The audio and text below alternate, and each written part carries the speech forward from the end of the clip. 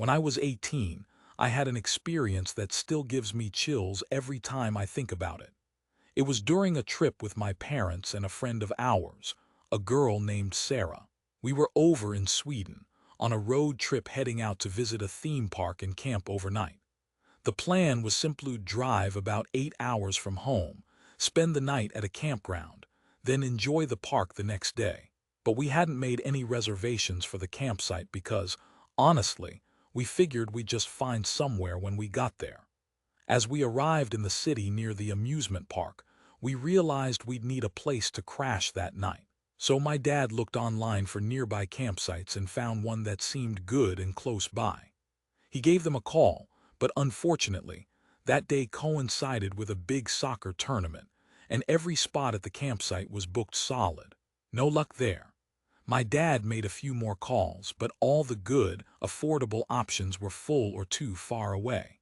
With no other choice, we decided to look for a spot out in the woods, somewhere away from busy areas. Our GPS pointed us toward the nearest parking lot in a nature reserve. When we got there, the place was pretty empty, except for a few people scattered around. We asked a hiker nearby if it was okay to set up our tents and stay overnight. She told us it was a decent spot, no parking attendants or anything crazy, so we decided to camp in a small gravel lot surrounded by forest, not far from a quiet beach. At first, everything seemed fine. We pitched our tents, and I remember feeling a little uneasy about the dark woods around us, but we shrugged it off. Later, we hung out in our tents, making dinner, watching videos, and talking about everything. Before long, it was late around 11 p.m., we all tried to wind down to get some rest. The night was calm, until around midnight when I thought I heard footsteps outside. It was strange because everyone else was asleep, and it was dead quiet, except for that faint, metallic scraping sound like someone was dragging a shovel across gravel. That noise made the hair on the back of my neck stand up. I quietly listened, and then I heard what I thought was the shovel hitting a trunk or some metal, followed by the sound of a trunk door closing. My heart started pounding as I lay frozen, trying not to panic. The silence stretched out for what felt like forever, and I kept telling myself it was probably just some animal or maybe a person who didn't know we were here. But then, a terrible thought hit me: if someone was watching us. Maybe they knew we were out here, or worse, waiting for us to fall asleep. I tried to convince myself it was nothing, so I rolled over and pretended to sleep, even as the fear crept in. I don't know how long I was out before I woke again, but what woke me wasn't just discomfort anymore. It was a sound, slow, gentle creaking, like someone carefully treading on an old wooden floor. I opened my eyes in the dim moonlight filtering through the tent, and that's when I saw the sweatshirt or coat hanging in the corner of the room, on the closet door. At first, it looked like a long black trench coat hanging normally on a coat rack, but as my eyes adjusted, the shape just didn't sit right. It had broad shoulders, like someone wearing a jacket, but the way it hung made it seem less like fabric and more like a silhouette, like a shadowy figure frozen in place. My chest started pounding because I couldn't remember noticing it before I fell asleep. Maybe I'd been drunk or just too tired, or maybe I didn't want to see what was really there. I tried to ignore it, telling myself it was just a coat, nothing more, but I couldn't keep my eyes off it. I peeked again and it was still there, standing silently in the corner. I squeezed my eyes shut, took a deep breath, and forced myself to sleep. I honestly don't know how long I stayed out, but I was awakened once more, not by discomfort or fear this time, but by the sound of soft, slow creaking again. My eyes snapped open, and I saw that the room was dimmer now, the dawn just starting to seep in behind the blinds. That's when I looked toward the corner where the coat had been, and my stomach dropped. It was gone. I sat bolt upright and everything spun for a second. My body felt heavy, weighted with both alcohol and dread. I scanned the room, no sign of the coat or anything strange, just an empty closet door. Heart pounding, I threw the covers off and bolted into Tom's room, which was nearby. He was snoring deeply, completely out of it from the alcohol, unaware of my panic. I shook him awake in a frantic state, and he finally stirred, rubbing his eyes. "The coat," I gasped. "It's gone. The one hanging in the spare room." He squinted like I was messing with him, confused. "What coat?" he mumbled. I explained, trembling, that the black trench coat was hanging on the closet door, and now it was gone. Tom sat up more fully, eyes narrowing.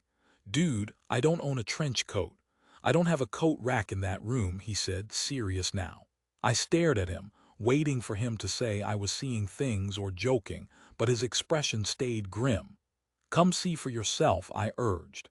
He sighed but followed me back to the spare room. I pointed directly at where the coat had been hanging, trembling with nerves. Tom looked around, scratching his head. "Are you sure you're not dreaming?" he asked. I shook my head, voice shaky. "I woke up and it was there. Then I woke up again and it was gone." We stood in silence for a moment, both feeling that same cold, unsettling weight pressing down on us. Finally, Tom exhaled slowly and shook his head, suggesting we check the house just in case. We searched every room, every closet, every corner, nothing out of place. No signs of forced entry, nothing to explain what I'd seen. He tried to convince me I must have been half asleep, hallucinating, or dreaming. But I didn't buy it. I knew what I saw. I insisted I'd woken up and it was there. Then I woke up again and it wasn't. The whole time, I couldn't shake the feeling that maybe someone had been in that house, watching me sleep, and left just before dawn. I left Tom's place early that morning, feeling guilty for leaving him alone, but I knew I had to get back to Louisiana. The entire drive home, my mind kept looping back to that moment, supernatural-looking coat hanging silently, then disappearing. Maybe Tom had played some prank on me, but he's never admitted to anything. To this day, I suspect there was maybe someone else in that house, someone watching, and they decided to vanish before the sun came up. That night in the woods in Sweden still makes my skin crawl.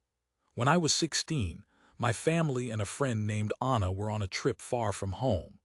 We had a planned overnight camping trip, me, my parents, and Anna going to visit a theme park nearby, staying close by in tents.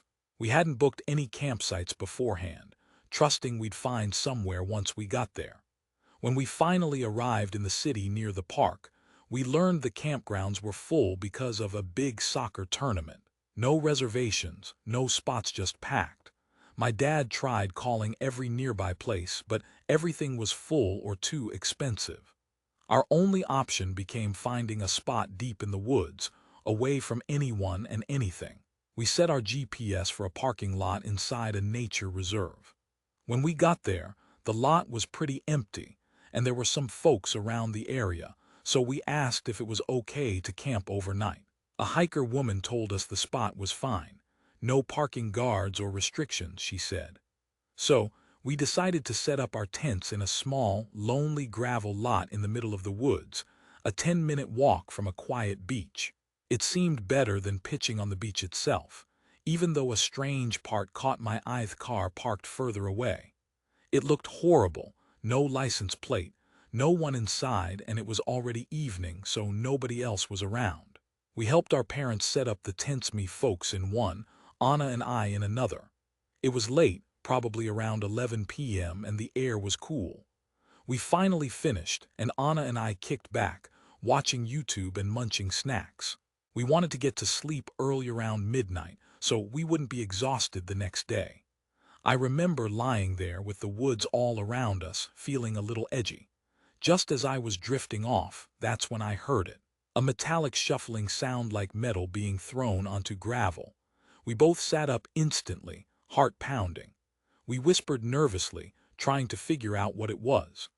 The noise seemed to come from the direction of that abandoned car, and then we heard what sounded like someone shoveling something into the trunk, followed by a loud slam. We froze in our tents, too terrified to peek outside, listening to every sound. Moments later, we heard the engine fire up and roar away, like someone was fleeing fast. I texted a friend from a nearby city, giving him our location. He warned me the area was known for crime, drug deals, gang activity. We had no idea before. Hearing that made my blood run cold.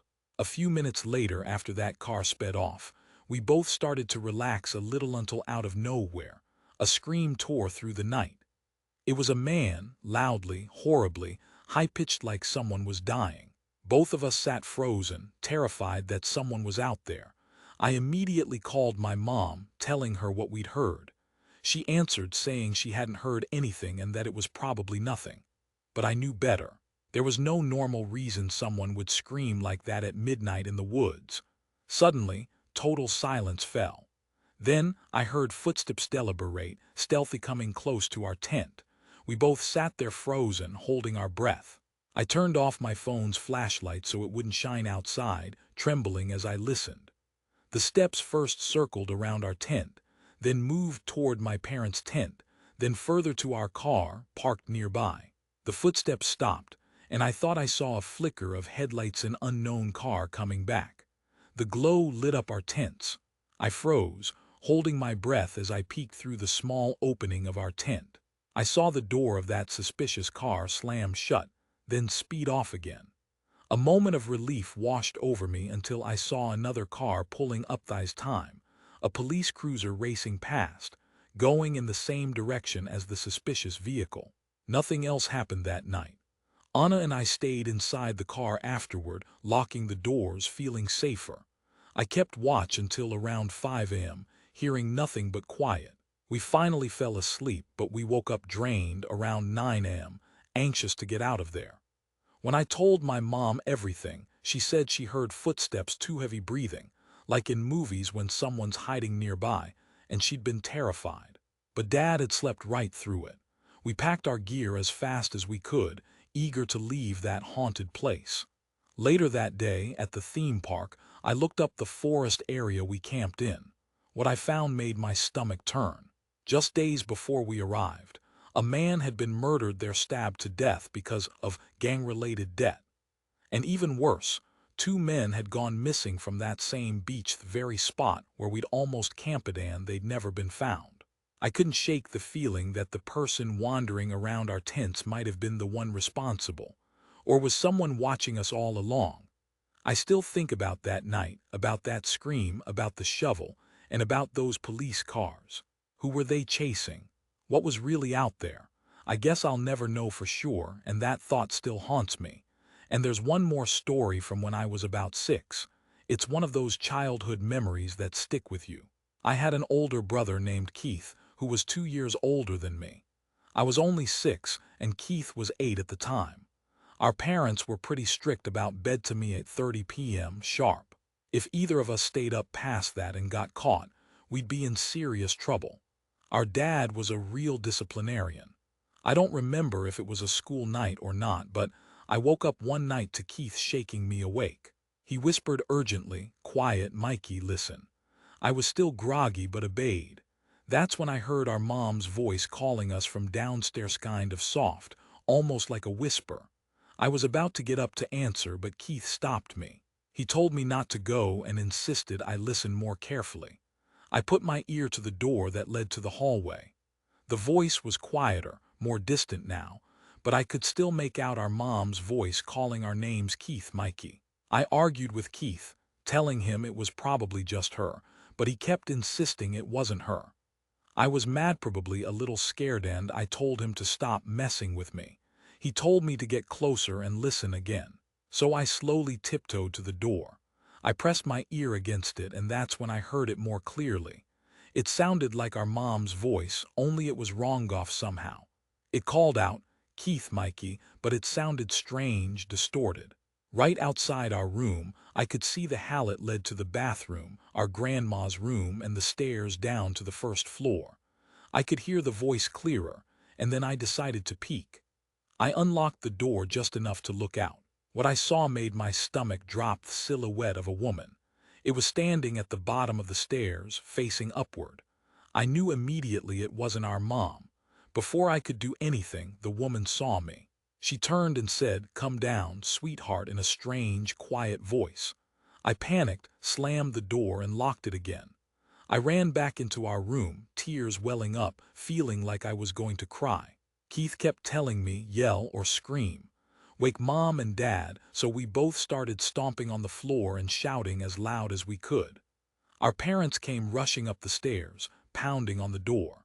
Dad was mad at first about the door being locked, but then he saw I was crying, and they both realized we were genuinely scared. They listened to us tell what happened. Our mom was really worried because she said she wasn't the one calling us, and she hadn't gone downstairs. She wanted to know what the woman looked like, but we couldn't really tell. She was shadowy, blurry. Dad ran downstairs to look around, but he didn't find anything abnormal. Later that night, our mom kissed us goodnight again and told us to lock the doors, which was probably the first time I realized they might have known more than they let on. The next morning, after hearing the doorbell ring, we looked out the window and saw a police car parked outside. We wanted to go down, but we were told to stay put. When we asked what had happened, our parents said they didn't know, just some stranger trying to scare us. But I always wondered, how could that woman have known our names? It never sat right. That night I remember feeling like we were being watched, like someone was in the shadows, and that they might have been dangerous. To this day, I think about her, who she was, why she was there, and what she was trying to do. Honestly, I don't think I'll ever get closure on that.